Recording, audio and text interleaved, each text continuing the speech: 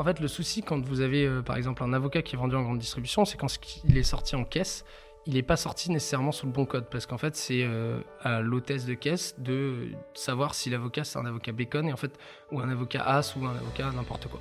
Et du coup, en fait, les données de vente sur lesquelles vous entraînez vos modèles, elles vont être fausses. Et donc, les stocks vont être faux. Et tout ça, ça crée une boucle qui fait qu'aujourd'hui, les enseignes sont obligées de faire ça manuellement. Donc, le but de notre algorithme, c'est avant tout de corriger cette donnée fausse et de faire ce qu'on appelle de l'optimisation sous incertitude. C'est-à-dire qu'en fait, nous, on ne prédit pas malheureusement des choses qui sont certaines. Et du coup, on va devoir enrichir cette donnée, donc comme j'expliquais tout à l'heure, via des paramètres météorologiques, de saisonnalité, de zones de chalandise notamment, savoir quel magasin est ouvert à côté en temps réel, etc. Et en fait, surtout, faire un gros pré-processing, donc cleaner proprement cette donnée de A à Z afin qu'elle soit exploitable pour nous. On a beaucoup d'enseignes encore aujourd'hui qui vendent à perte certains fruits ou certains légumes et qui ne le savent même pas.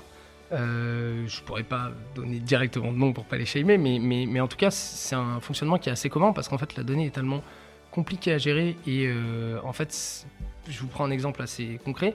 Il y a beaucoup d'enseignes qui achètent des fruits ou des légumes à différents fournisseurs. Donc en fait, ces différents fournisseurs vont avoir différents codes d'articles et en fait, le code de vente va être unique. Donc par exemple, on va reprendre l'avocat vu que c'est le thème du jour. L'avocat, il est commandé en 10 sortes d'avocats et par contre, il sort en caisse sous un seul prix qui est l'avocat kilo. Et du coup, aller chercher ces 10 sortes d'avocats qui ont été commandés sur les 3 dernières années et comprendre quelle a été la marge sur chacune des semaines de cet avocat-là, c'est extrêmement complexe comme métier. Et c'est là où, du coup, aussi, au-delà de la partie modèle, etc., nous, on a vraiment une solution d'analytique qui permet aussi de leur faire se rendre compte, on va dire, de ce genre de sujet et du fait que il faut surtout pas vendre à perte ce genre de produit. Parce que la communauté est clé, parce que l'entraide nous possède, on a décidé de mettre en lumière tous ces visionnaires. Bienvenue dans le podcast Build a City for Good de Daphne. Bonjour à tous, on est de retour pour un nouvel épisode et chez Daphne on est en forme olympique, c'est normal, on a une super nouvelle à vous annoncer. Avant de vous la dévoiler, à côté de moi, c'est toujours une petite surprise pour vous les auditeurs car c'est jamais le même co-host. Et aujourd'hui, je suis très heureuse d'être accompagnée d'Alexandra, aka Alex, qui est investi chez Daphne. Salut Alex. Salut Sophie, salut Mathéo. T'as spoilé les auditeurs, là, direct. Et c'est pas un hasard aujourd'hui si Alex est avec moi, parce qu'avec Paul Bazin, qui est partenaire chez nous, ils ont réussi à séduire 3 cofondateurs d'IDA, et c'est réciproque. Et du coup, on reçoit Mathéo aujourd'hui. Salut Mathéo. Salut, et je confirme du coup que c'est réciproque. Tu es cofondateur et CEO d'IDA, et on est ravis de vous accompagner avec Daphne, et on est ravis aussi de t'accueillir dans notre salle de board, mais qui est aussi studio pour l'occasion. Et on va commencer directement, Mathéo, avec une première question. Avant de parler de toi en tant que CEO, est-ce que tu peux nous parler de toi quand tu étais enfant? Où est-ce que tu as grandi? Quelles étaient tes passions? Tu nous as parlé de la montagne dans la vidéo. Exactement. Du coup, Mathéo Beaco, j'ai vécu à Paris dans le 15e, où j'ai fait du coup mon collège, mon lycée, avant d'intégrer une prépa et HEC Paris. Ensuite, du coup, je suis parti vivre au Brésil pendant 8 mois, avec un mode de vie où j'ai beaucoup voyagé notamment. Et en termes de passion, j'ai une grande passion pour la montagne. Et d'ailleurs, je suis officier dans l'armée de terre et j'ai servi chez les chasseurs alpins, donc au 13e bataillon de chasseurs alpins à Chambéry. Et du coup, passion plutôt montagne, sport outdoor de manière générale. Et pour la petite anecdote, j'étais très fort aussi en tennis quand j'étais petit, mais maintenant, c'est plus du tout le cas.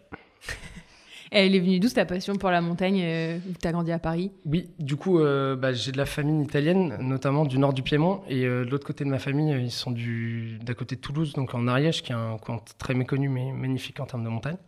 Et du coup, c'est là, depuis que je suis tout petit, grâce à mon frère aussi, qui en fait énormément, où j'ai pu apprendre toutes ces choses-là, quoi. Trop bien. Et du coup, on peut plonger directement dans la mission d'IDA. Est-ce que tu peux nous pitcher un peu ce que fait IDA? Bien sûr. Du coup, nous, on s'est penché sur un problème qui est énorme et que les gens connaissent assez peu. Et d'ailleurs, la première réaction que j'ai quand je pitch ma boîte, c'est « Ah, je connais machin qui fait exactement la même chose que vous », ce qui est jamais le cas. Et deuxièmement, comment ça se fait que ce ne soit pas fait avant? Donc le gros problème qu'on résout, c'est qu'aujourd'hui, si vous prenez l'ensemble des commerçants alimentaires, sur tous les produits qui n'ont pas de code barre directement sur le produit, ils commandent manuellement. Donc vous prenez un chef de rayon fruits et légumes tous les matins, dans n'importe quel Monoprix, Carrefour, tout ce que vous voulez. Il va imprimer un cadencier papier bien souvent. Il va aller faire ses stocks manuellement et se dire « Ok, aujourd'hui il fait beau, je vais prendre 3 colis d'aubergines et pas 5 ». Du coup, nous, on met en place une application qui permet de faire de la proposition de commande, donc une aide à la décision là-dessus, en prenant en compte énormément de paramètres, type météo, saisonnalité, etc., grâce à des modèles assez poussés d'intelligence artificielle. Alex, jusque-là, pas de questions. Tout est clair. Peut-être que tu peux nous expliquer comment l'idée vous est venue et présenter aussi tes cofondateurs. Bien sûr, c'est ce que j'allais dire, parce que je suis pas du tout seul dans cette aventure, bien au contraire. Du coup, moi, j'ai eu la chance de montrer IDA avec deux de mes meilleurs amis que je connais depuis 5 ans, Alex et Mathieu. Et en fait, donc nous, on a fait l'équipe avant de monter la boîte, c'est-à-dire qu'on savait depuis longtemps qu'on aimait bien bosser ensemble. Et on est parti du coup de 3 piliers fondamentaux qui étaient à chaque fois défendus par une personne différente. Moi, du coup, pour commencer et ne pas être galant, je voulais attaquer un marché qui était très peu digitalisé, sur lequel, du coup, notre outil allait vraiment changer les choses. Alex, lui, avait vraiment une volonté de faire un outil qui serve à des équipes qui n'ont pas de bureau, donc ce qu'on appelle des frontline teams, c'est-à-dire des gens qui sont vraiment délaissés par des problématiques d'outillage. Donc, vous, en tant que cadre, vous êtes souvent sur Microsoft Word ou quoi. Eux, ils n'ont pas ça, en fait, nécessairement. Et Mathieu, lui, il a fait énormément de recherches sur l'intelligence artificielle, notamment au Mines et à la Sorbonne, et il voulait faire de l'IA. Et tous les trois, par contre, ont été du coup liés par la même vocation aussi, qui était de faire une start-up à impact, ce qui veut dire beaucoup de choses et rien à la fois, mais on voulait en tout cas que notre produit puisse aider au développement durable et aider à ce qu'on ait un monde meilleur à ce niveau-là. Et vous êtes rencontrés pendant vos études et vous avez lancé IDA en parallèle de vos études? C'est ça, on a lancé avant d'avoir notre diplôme, ce qu'il ne faut pas trop dire à notre école, mais c'est ça, et du coup, juste après, on a lancé, et c'est allé assez vite, on a beaucoup de chance là-dessus. Vous êtes combien aujourd'hui Aujourd'hui, du coup, on est 10 employés full-time sur la boîte, et on a recruté du coup 6 personnes depuis cet été. Et tu nous parles un peu d'IA. Quels sont les paramètres que l'IA prend en compte pour toutes les décisions qui vont être prises par la suite? Exactement. En fait, ce qu'il faut souligner, c'est que l'algorithme qu'on développe, il existe déjà pour les produits qui ont un code barre, et c'est pour ça que j'avais commencé par expliquer cette histoire de code barre. En fait, le souci, quand vous avez par exemple un avocat qui est vendu en grande distribution, c'est quand il est sorti en caisse, il n'est pas sorti nécessairement sous le bon code, parce qu'en fait, c'est à l'hôtesse de caisse de savoir si l'avocat, c'est un avocat bacon, et en fait, ou un avocat as, ou un avocat n'importe quoi. Et du coup, en fait, les données de vente sur lesquelles vous entraînez vos modèles, elles vont être fausses. Et donc, les stocks vont être faux, et tout ça, ça crée une boucle qui fait qu'aujourd'hui, les enseignes sont obligées de faire ça manuellement. Donc, le but de notre algorithme, c'est avant tout de corriger cette donnée fausse et de faire ce qu'on appelle de l'optimisation sous incertitude. C'est-à-dire qu'en fait, nous, on ne prédit pas, malheureusement, des choses qui sont certaines, et du coup, on va devoir enrichir cette donnée, donc comme j'expliquais tout à l'heure, via des paramètres météorologiques, de saisonnalité, de zones de chalandise, notamment savoir quel magasin est ouvert à côté en temps réel, etc. Et en fait, surtout, faire un gros pré-processing, donc cleaner proprement cette donnée de A à Z afin qu'elle soit exploitable pour nous. C'est quoi la différence entre, t'as dit quoi, un avocat bacon et un avocat as? L'avocat as, il est un peu plus sombre que l'avocat bacon. On apprend des choses tous les jours. C'est ça. Ok, et aujourd'hui, vous travaillez avec... vous avez une grosse base de clients? Ça fait quoi? Ça fait 1 an que vous avez lancé IDA à peu près? C'est ça fait un peu moins d'1 an, et on a la chance d'avoir pas mal d'enseignes qui commencent à nous faire confiance, notamment Naturalia. On commence beaucoup de choses avec Carrefour qui sont très très intéressantes, et en fait, c'est une enseigne qui a la chance d'être très très digitale sur cette partie-là, et qui est très en avance sur certains sujets, donc on a la chance de faire partie de gros projets avec eux, quoi. Et tu disais justement que tu avais envie de te lancer sur une aventure dans un secteur un peu sous-digitalisé. Est-ce que tu peux nous parler un peu de tes premières discussions avec les prospects, les clients? Quelles ont été leurs réactions et comment tu vois la suite pour avancer? Ce qui était très intéressant dans les premières discussions qu'on a eues avec eux, c'est que ce qu'on fait, comme je le rappelais, existe déjà pour les produits qui sont dits GN codés, donc qui ont un code barre. Donc en fait, quand on arrive devant une enseigne, ils n'ont pas de doute sur la pertinence de ce qu'on peut apporter. Ils ont plus de doute sur la possibilité que maintenant ce soit possible versus avant. C'est-à-dire que la première chose qu'ils vont vous dire, c'est « Ah oui, mais nous, on a déjà essayé les modèles qu'on a sur le GN codé, ça ne fonctionne pas sur les fruits et légumes. Et ça ne fonctionne pas sur la boucherie, ça ne fonctionne pas sur la boulangerie. » Et nous, ce qu'on leur répond, c'est « Tant mieux, parce que c'est notre métier de faire ça sur ces produits-là. » Donc en fait, c'est là où c'était très intéressant, c'est que c'est des enseignes qui ont une volonté de s'améliorer, ont une volonté d'entrer dans des démarches RSE qui sont très intéressantes. Il y a des départements RSE dans n'importe quelle enseigne de la distribution aujourd'hui. Et de manière plus générale, moi, c'est un secteur qui me passionne énormément. C'est un secteur qui touche tout le monde. On a beau dire ce qu'on veut de la grande distribution, à la fin, tout le monde lui achète à manger. C'est bien sa définition. Et bien loin de certains clichés qu'elle peut avoir médiatiquement, c'est vraiment une industrie absolument passionnante.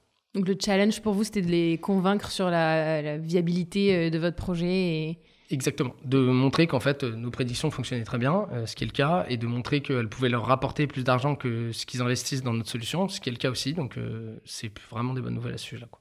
Et tu as par exemple des chiffres ou des exemples des conséquences d'une mauvaise gestion des stocks? Bien sûr, on a beaucoup d'enseignes encore aujourd'hui qui vendent à perte certains fruits ou certains légumes et qui ne le savent même pas.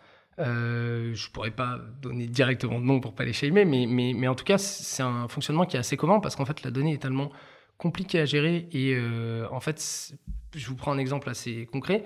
Il y a beaucoup d'enseignes qui achètent des fruits ou des légumes à différents fournisseurs. Donc en fait, ces différents fournisseurs vont avoir différents codes d'articles et en fait, le code de vente va être unique. Donc par exemple, on va reprendre l'avocat vu que c'est le thème du jour. L'avocat, il est commandé en 10 sortes d'avocats et par contre, il sort en caisse sous un seul prix qui est l'avocat kilo. Et du coup, aller chercher ces 10 sortes d'avocats qui ont été commandés sur les 3 dernières années et comprendre quelle a été la marge sur chacune des semaines de cet avocat-là, c'est extrêmement complexe comme métier. Et c'est là où, du coup, aussi, au-delà de la partie modèle, etc., nous, on a vraiment une solution d'analytique qui permet aussi de leur faire se rendre compte, on va dire, de ce genre de sujet et du fait que il faut surtout pas vendre à perte ce genre de produit. Et du coup, concrètement, peut-être que tu peux nous présenter comment ça se passe, comment les personnes en magasin utilisent la solution? Bien sûr. Donc nous, on est une application qui s'ouvre sur un device portable, qui est un bien grand mot pour dire du coup un iPad, une tablette, un téléphone bientôt. Et le but, c'est justement de remplacer ce fonctionnement papier-stylo, où en fait, plutôt que d'aller faire leur stock tous les jours manuellement, déjà, nous, on va leur calculer automatiquement leur stock avec ce qu'on appelle des inventaires probabilistes. Et ensuite, on va leur proposer une commande optimale. Donc, ils n'auront pas à avoir ce raisonnement qu'ils ont là actuellement chaque jour, où ligne à ligne, pour jusqu'à 200 articles, ils vont se demander quelle va être la bonne quantité à commander. Nous, on va leur proposer une commande. Et tout l'enjeu, c'est que nous, on n'est que de la proposition de commande et de l'aide à la décision. C'est-à-dire que s'ils veulent jouer une référence, faire un acte commerçant sur tel ou tel produit, ils pourront toujours le faire et on les encourage même à le faire. Parce que s'ils le font et que c'est une bonne décision, ça va entraîner notre algorithme. Et si c'est une mauvaise décision, entre guillemets, ça les regarde parce que nous, on ne va pas la prendre en compte. Et tu as quelques preuves de réussite sur des enseignes? Bien sûr. La première enseigne qu'on a implémentée s'appelle Kiss the Ground en Suisse, assez paradoxalement. Et en fait, avec eux, depuis le début, on a réduit leur démarque de 30%, ce qui était assez énorme. Et on a augmenté leur chiffre d'affaires de 25% depuis notre implémentation. Et donc ça, c'était sur les 2 premiers mois de leur implémentation, pour être précis. Et est-ce que tu peux nous parler un peu des challenges à venir? Quels sont les next steps pour Ida? Bien sûr. Même si vous êtes tout jeune. Ouais, on est à la fois tout jeune et on a beaucoup de gros enjeux, donc c'est ça qui rend l'aventure passionnante. Donc nous, nos gros challenges, c'est de remplir l'objectif d'impact qu'on s'est fixé. Et l'objectif d'impact qu'on s'est fixé, c'est d'éviter 2500 tonnes de gaspillage alimentaire à horizon 2025. Ce qui est intéressant, et ça a toujours été comme ça qu'on a pitché, et notamment à nos investisseurs qui ont été, j'ai l'impression, un peu séduits par aussi cette thématique-là, c'est que nous, cet objectif d'impact, pour le remplir, il va falloir qu'on équipe un certain nombre de magasins, et ce certain nombre de magasins va nous ramener un certain nombre de revenus. Et du coup, quand on a pitché notre levée, c'était toujours ça, c'était de se dire, combien de coûts on va mettre en face de ces revenus-là. Et les gros challenges qu'on a, du coup, c'est remplir cet objectif de magasin avec des enseignes qui sont très différentes parce qu'il se passe énormément de choses. La distribution aujourd'hui devient de plus en plus franchisée, c'est-à-dire que les gens deviennent propriétaires de leur magasin. Et du coup, il faut que nous, on s'adapte aussi à ces changements d'un point de vue marché pour augmenter le nombre de magasins qu'on a et remplir notre objectif d'impact final. Donc là, grosso modo, vous allez one by one voir chaque enseigne, étant donné que c'est des propriétaires différents? Non, justement, c'est l'inverse. Et c'est plutôt une bonne nouvelle qui se passe chez nous, c'est que même si ça se franchise, on a un sujet qui est souvent repris par le siège parce qu'en fait, un outil de commande, c'est souvent un outil qui est centralisé et qui est global parce que c'est dit outils sensibles. Il y a 3 outils sensibles dans une enseigne. Il y a grosso modo les caisses, la gestion des stocks comptables, on va dire, et l'outil de commande qui permet de commander à la centrale d'achat ou aux fournisseurs indépendants. Et comment ça se passe en termes d'intégration une fois que vous approchez un client pour mettre en place Alors, ouais, c'est tout l'enjeu à chaque fois. On a plusieurs types d'intégration parce que, bien évidemment, nous, du coup, pour refaire un peu l'histoire, on a besoin, du coup, des données quotidiennes de l'enseigne en termes de vente, de commandes, de démarque. Du coup, la démarque, c'est ce qui est jeté. En fait, ils bipent les produits qu'ils jettent. Donc, ça, c'est pour la big picture. Et en fait, pour aller s'intégrer, on a différents modes. Soit, quand on passe de manière centralisée, comme disait Sophie tout à l'heure, on a des départements ici qui font cette intégration et ça se fait beaucoup plus facilement que prévu. Donc ça, c'est très intéressant. Aujourd'hui, on a la connexion quotidienne avec près de 7000 magasins en France, ce qui est quand même assez énorme en quelques mois. Ouais. Et du coup, derrière, il y a tout cet enjeu de où est-ce qu'on envoie la commande. Donc, cette commande-là, il faut qu'elle soit envoyée à la centrale d'achat, aux fournisseurs, aux grossistes. Et du coup, nous, on permet d'envoyer la commande à n'importe quel type d'acteur. Et c'est aussi une de nos propositions de valeur aujourd'hui. Notre premier client que je mentionnais tout à l'heure, Kiss the Ground, lui, il a plus de 6 fournisseurs. Donc en fait, avant, il devait passer 6 commandes systématiquement. Donc une commande à tel fournisseur, une commande à tel fournisseur, avec le fournisseur local qui venait aussi rajouter quelque chose. Avec nous, il passe une seule commande et ça est directement envoyé à tous les fournisseurs. Et à terme, vous voulez aller au-delà du marché du frais ? Oui, du coup, on a deux pistes de croissance là à terme. La première, c'est du coup de s'étendre assez rapidement sur des produits qu'on dit frais traditionnels. Donc le frais traditionnel, ça regroupe tous les produits qui n'ont pas de code barre, comme je le mentionnais au début, donc boucherie, marais, poissonnerie, du coup marais un peu, boulangerie, etc. Et donc ça, c'est une piste de croissance horizontale. On a aussi une piste de croissance verticale qui nous est déjà demandée par plusieurs clients, qui est en fait d'aller vers la centrale d'achat. Et en fait, une centrale d'achat, ça réfléchit comme un gros magasin, parce qu'une centrale d'achat, elle peut stocker des produits. Et en fait, du coup, de faire le même algorithme de forecasting qu'on fait, mais appliqué à des magasins qui sont énormes, qui sont des centrales d'achat, pour leur permettre eux aussi de réduire drastiquement leur gaspillage, ce qui est la mission de la boîte avant tout. Trop cool. Et en termes d'équipe, peut-être que c'est le moment d'annoncer si tu as des recrutements, si tu cherches des C-level ou autres, n'hésite pas. Bah justement, ce sera aussi l'enjeu de l'annonce de la levée. Donc là, actuellement, on est une équipe de 10 personnes avec beaucoup de data scientists. Globalement, c'est quand même la mission de la boîte avant tout.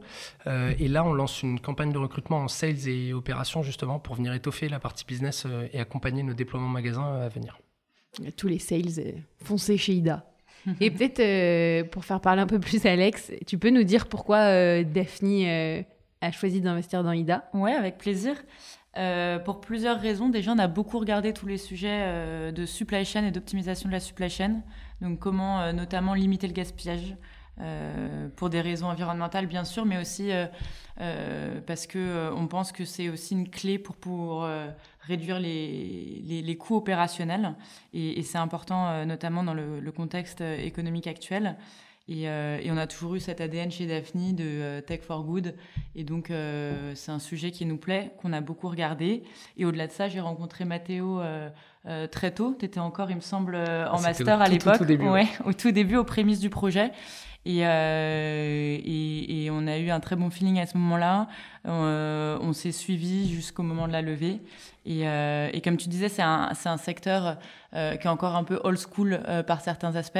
Et donc, il faut une équipe avec une niaque d'enfer. Et on l'a retrouvée chez vous. Donc, c'est ce qui nous a poussé à investir. Et tu disais dans la vidéo, t'as dit 2 vérités et un mensonge. Et tu nous as expliqué en off la raison de pourquoi Ida. Et tu peux la décrire à nos auditeurs ? Oui, du coup, Ida, ça reprend une légende mythologique comme beaucoup de boîtes, mais il n'y a pas beaucoup de boîtes qui s'appellent Ida. Du coup, mais il y a un projet chez Volkswagen. Mais il y a un projet, ouais, c'est ce que j'allais dire. On a failli se prendre un procès de Volkswagen qui nous aurait fait perdre ce très bon nom Ida, que nos clients prononcent très souvent d'ailleurs IDEA, ce qui est assez frustrant. Mais du coup, la légende d'Ida, c'est que quand Zeus est né, du coup, vous le savez, Cronos voulait le manger et n'était pas très content de son fils. Et du coup, Zeus a été protégé dans une grotte en Crète. Et à l'époque, il était nourri par une nymphe qui s'appelait Ida. Et du coup, qui était très pressée, car très stressée de nourrir Zeus face aux menaces de Cronos. Et du coup, elle s'est écorchée sur un framboisier. Et à l'époque, les framboises étaient blanches, et elle a coloré de son sang, du coup, la couleur de la framboise, qui est devenue rouge. Et c'est ce qui a donné le nom à la boîte, parce qu'en fait, si on prend les fruits rouges, fruits d'été de manière générale, c'est les produits les plus fragiles et donc les plus gaspillés aujourd'hui par les commerçants alimentaires. Et Ida, donc, qui a une petite framboise comme logo. Et c'est ce que j'allais dire, c'est surtout le logo de la boîte, et notre couleur, on va dire, un peu fondamentale, ce rouge framboise qui est très joli. On a l'habitude aussi de poser à nos invités les questions suivantes. Donc, comment est-ce que tu builds Tech for Good ? Tu as partiellement répondu dans la vidéo. Est-ce que tu peux reprendre cette question ? Bien sûr. Et ça me permettra aussi d'évoquer 2 points qu'on évoque assez peu aussi dans la mission de la boîte, mais qui sont pourtant au cœur, et en tout cas au cœur de ce que veulent faire aussi les équipes d'Ida aujourd'hui. La première, du coup, c'est réduire drastiquement le gaspillage. Ça, on en a beaucoup parlé.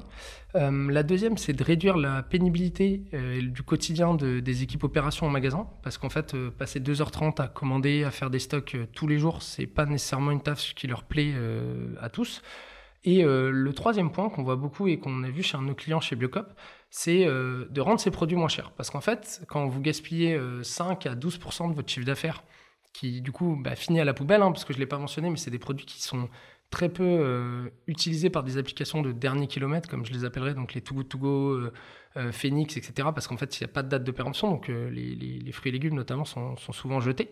Et du coup, quand on gaspille 5 à 12% de chiffre d'affaires, c'est le prix que paye le consommateur, donc vous et moi, pour ces produits en plus. Et du coup, on a un Biocop sur lequel on a réduit sa démarque, qui nous a dit, grâce à vous, j'ai fait mes produits du coup X% moins chers. J'ai plus le montant en tête, mais c'était assez significatif.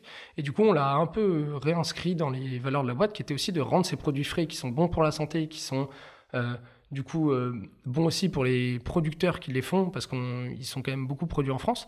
Et du coup, de les rendre plus accessibles à tous en contexte d'inflation, comme le mentionnait Alexandra, c'est vraiment quelque chose qui est intéressant et qui nous pousse à agir aujourd'hui. Trop bien, mais tu réponds un peu à ma deuxième question qui est comment est-ce que tu passes de 10 tonnes à 2 tonnes? C'est un peu notre sujet du moment chez Daphni, de réduire son empreinte de carbone. Et notre but, nous, en soutenant des entrepreneurs, c'est de minimiser son impact. Du coup, comment, selon toi, on baisse de 10 tonnes à 2 tonnes? Tu as un peu répondu. Et quelle est ta vision un peu sur le monde de 2050? Complètement. Du coup, à ce sujet-là, il y a un chiffre que j'ai pas donné dans la vidéo qui est quand même assez frappant, c'est que si on prend le gaspillage qui est dû aux surcommandes de produits frais en Europe, en 2022, il émet 6 fois plus de gaz à effet de serre que l'ensemble du transport aérien en Europe. Donc ça, c'est selon l'ADEME. Et donc, quand on parle de 10 tonnes à 2 tonnes, revient très souvent le sujet de l'aéronautique et de l'impact carbone de l'avion. Et du coup, je pense que c'est intéressant aussi de le mettre au regard d'autres causes qui sont parfois un peu moins médiatisées. Donc là, le gaspillage, ça va mieux grâce à pas mal d'icônes comme Lucie Bage, Jean Moreau, de Phoenix, etc. Mais c'est en tout cas, à mon goût, pas assez mis en avant. Et surtout, ce qui n'est pas assez mis en avant pour moi, c'est la partie vraiment optimisation. C'est-à-dire qu'en fait, là, on n'est pas dans un scénario et on pense ce qu'on veut de la partie décroissance ou quoi. Mon point n'est pas de me positionner face à ça. Mais en fait, nous, on va déjà chercher énormément de ces 8 tonnes dont vous parlez en allant chercher beaucoup d'optimisation. Et je pense qu'il y a encore beaucoup de choses qui ne sont pas assez creusées sur ces sujets-là en termes d'optimisation et qui pourraient apporter énormément. Et à court terme, vu ce qu'on parle de 2050 et que l'urgence est quand même assez énorme. Donc, Très clair. Alex, des questions? Très clair, on passe aux questions de la fin? Ouais, vas-y. Allez. Alors, quelle est ta recette du moment? Ma recette du moment, c'est le risotto aux champignons. Très de saison, on adore. Ouais, en bossant dans les fruits et légumes, on est obligé.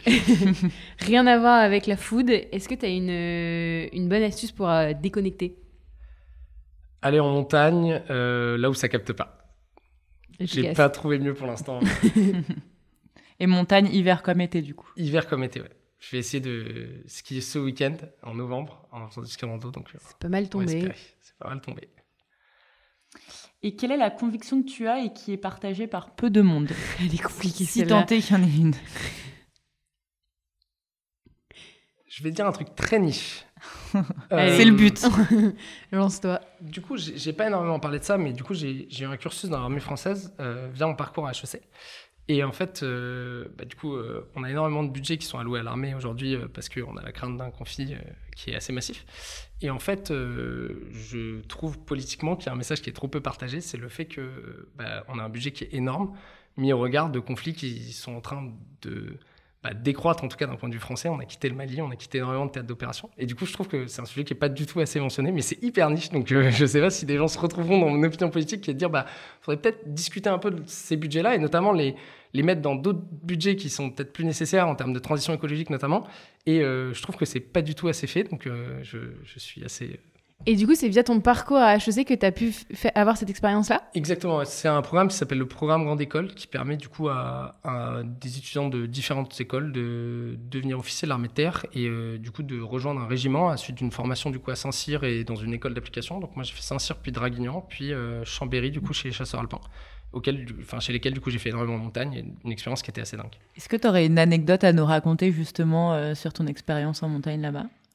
Sur mon expérience en montagne là-bas, oui, une tradition qui est beaucoup faite chez les chasseurs alpins, c'est à chaque grand sommet, en fait, donc les chasseurs alpins arborent une tarte, du coup, qui est un énorme béret que tout le monde connaît.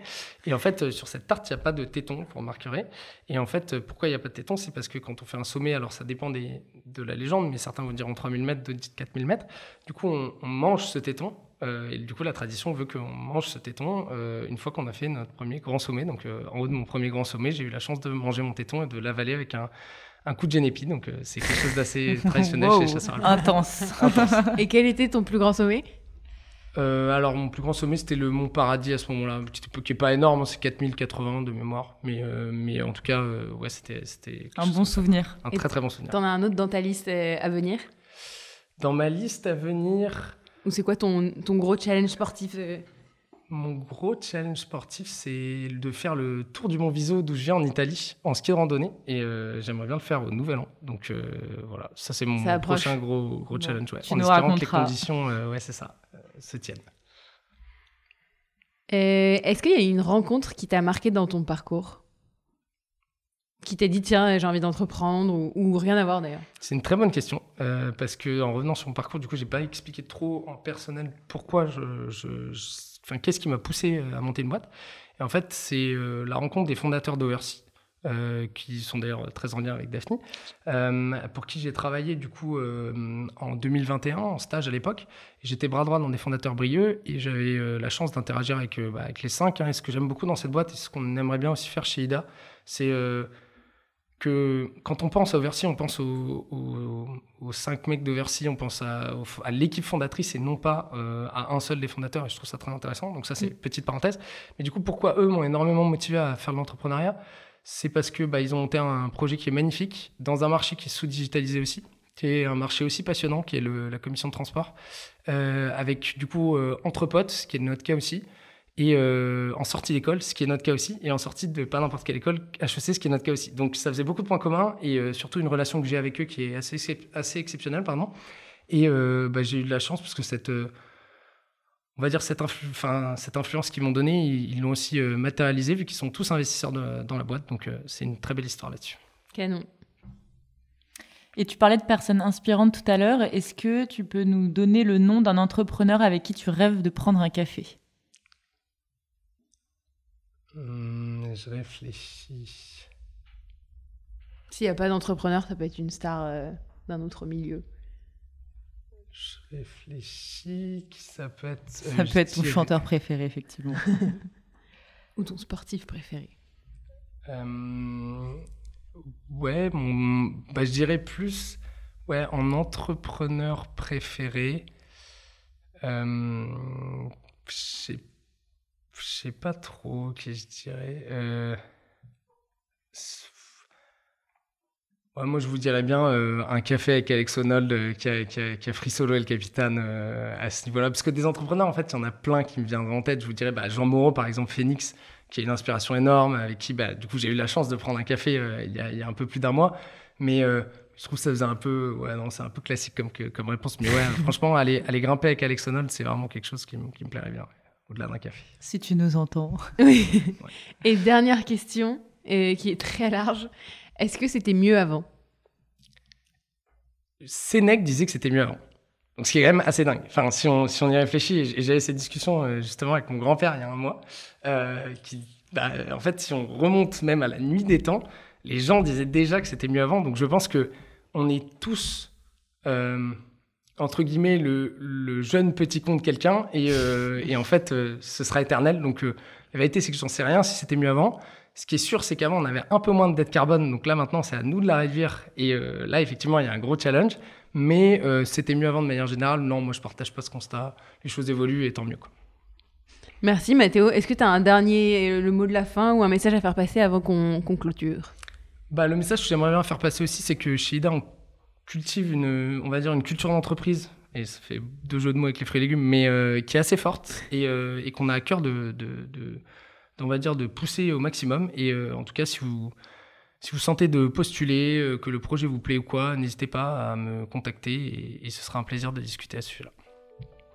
Ida, une aventure à suivre. Vas-y, Alex, pardon. Non, j'allais dire, on relaiera aussi tout à fait. À toute notre communauté les profils que vous pouvez rechercher. Et un grand bravo pour cette annonce. Et merci d'être venu nous conter, Ida. Et on a hâte de voir Peut-être sur l'annonce, justement, si tu veux présenter le tour. Bien sûr.